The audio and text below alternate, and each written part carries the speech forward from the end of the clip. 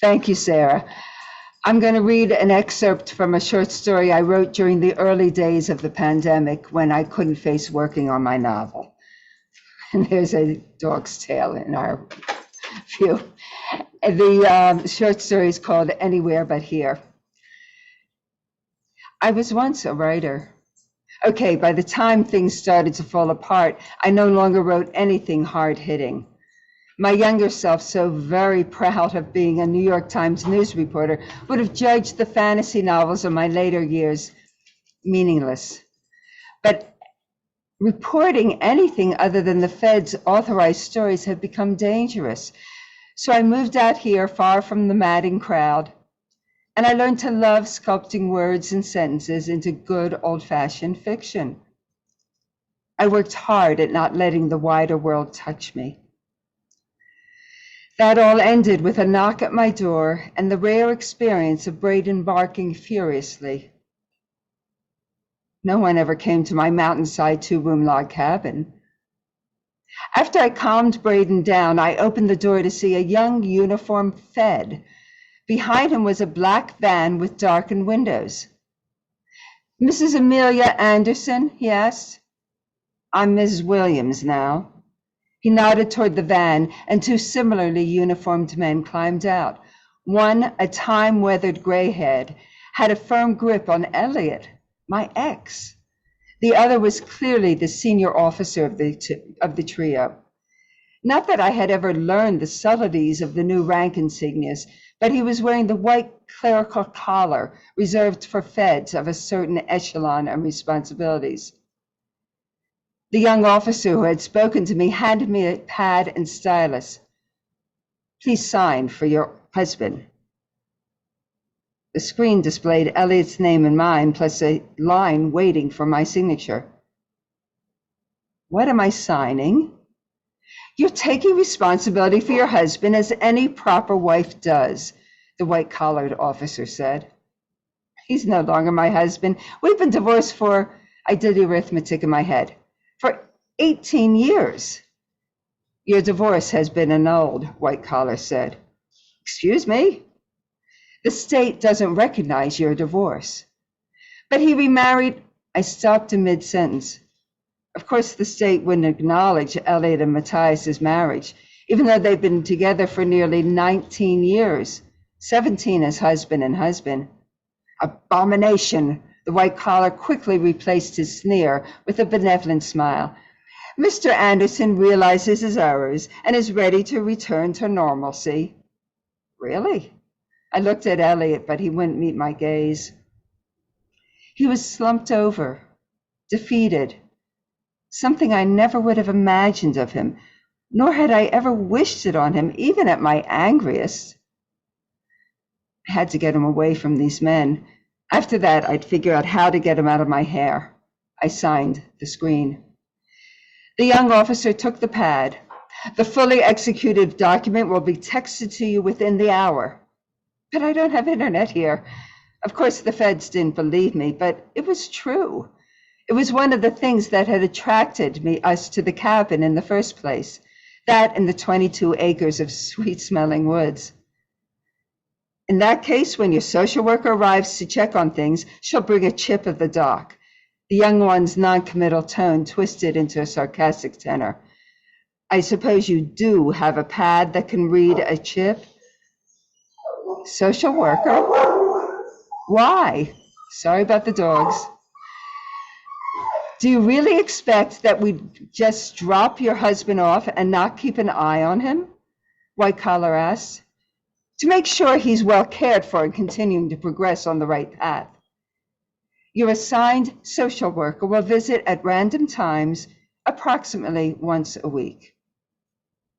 Grayhead then thrust Elliot at me, and I instinctively caught him wrapping my arm around his waist, encountering little more than bones covered with stretched skin and threadbare cloth.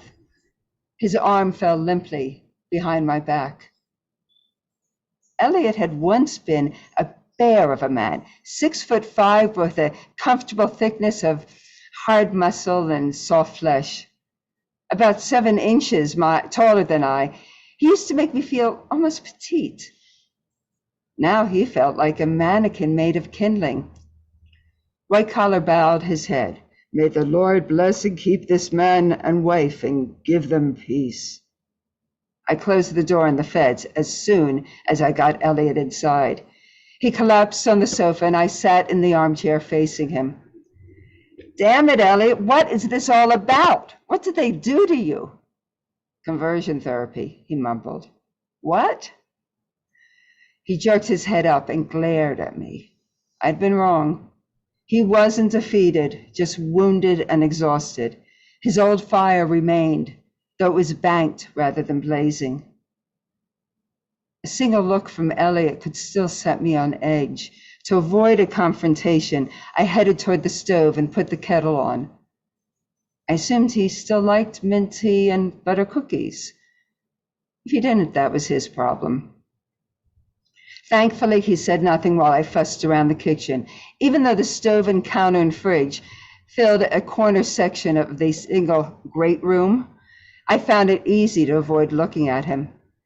That was a habit we had perfected those last 2 years when our marriage had broken down. I put a plate of cookies on the split log coffee table.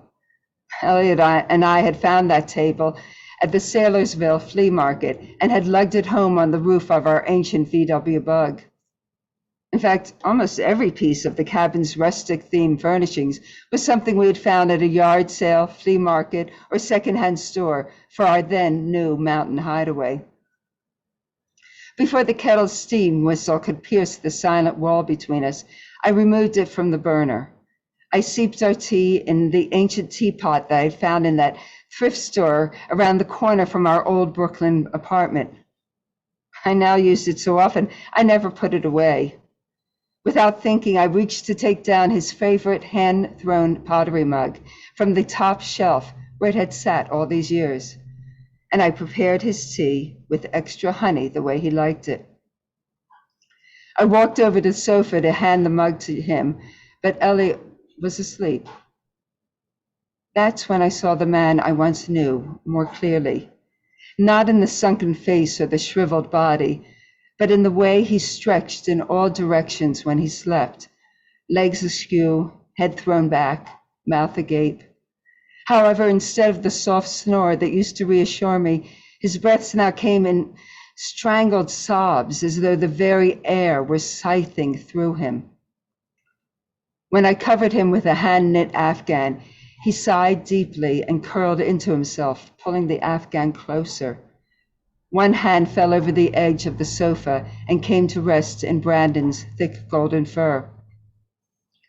I put a couple of extra logs on the fire in the stone hearth and retreated into the bedroom. Braden, who was accustomed to strangers, remained next to Elliot.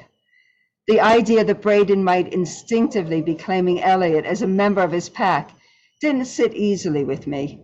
I preferred thinking of Braden as a good guard dog who knew that Elliot was an intruder who should be watched.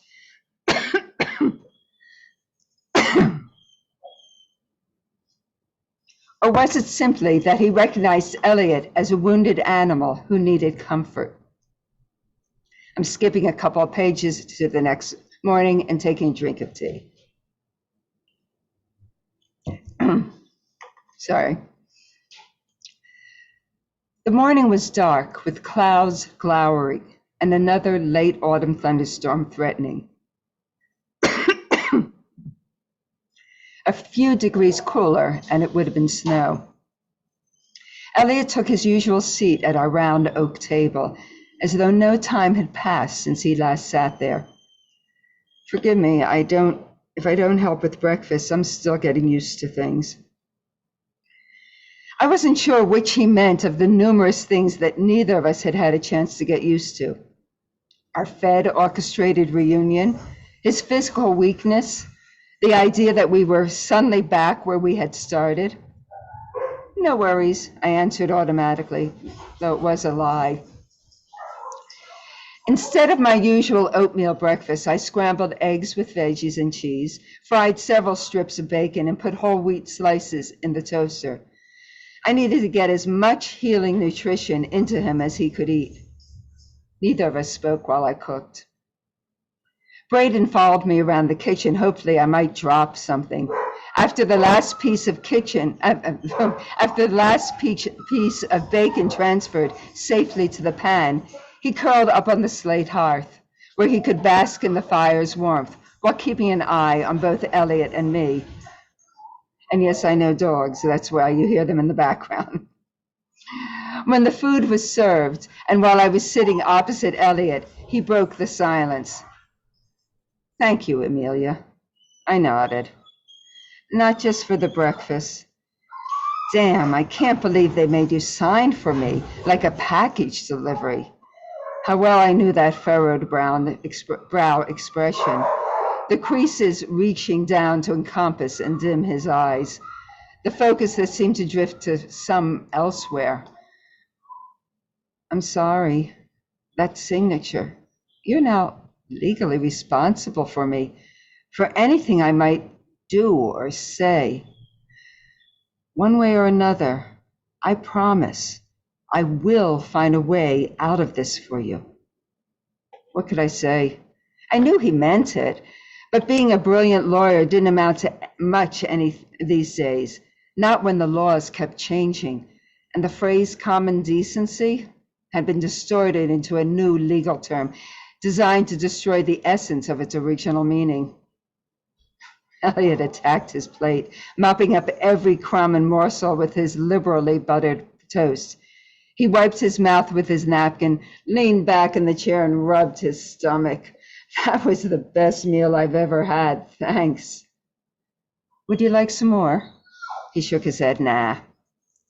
But as I picked up our dishes to take them to the sink, he swiped the leftover bacon from my plate and popped it into his mouth.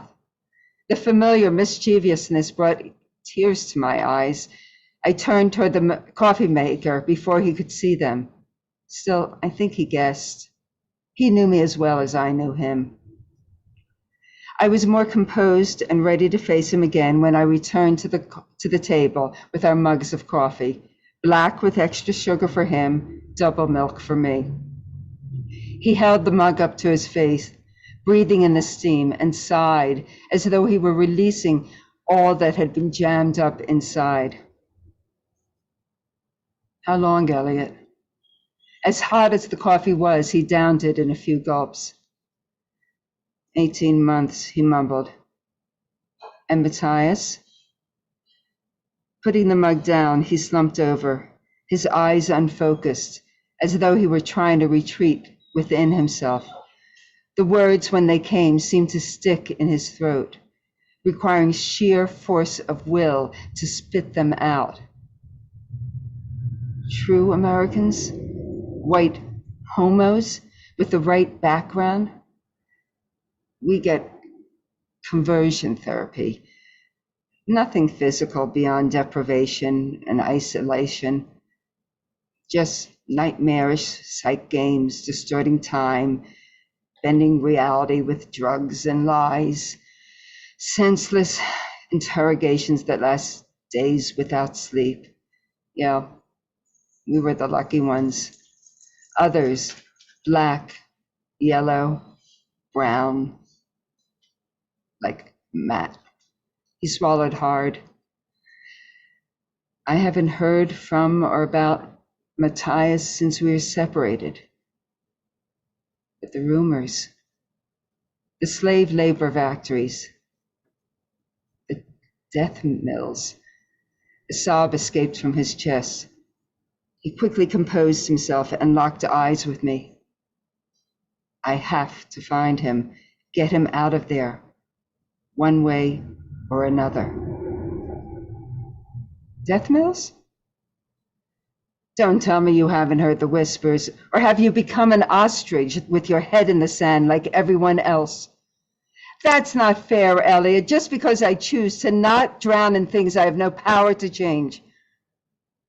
I couldn't continue. I was seeing myself as I expected Elliot did, and I hated the view. Young journalists, mature novelists, every part of me knew I was a coward. Now my hiding days were over. the feds and Elliot had found me. Well, that's a taste of Anywhere But Here and of my dogs barking in the background. And no, I haven't placed the story yet. I really should. If you have some ideas of anthologies or anything, please let me know. I've been busy with the aforementioned novel. I finally got back into it. But this reading has reminded me I want to do one more edit, and then I'm going to get it out into the submission roulette and see what happens. Thank you, everyone, and I hope you enjoy. I know you'll enjoy the rest of the readings. I hope you enjoy the rest of ICFA.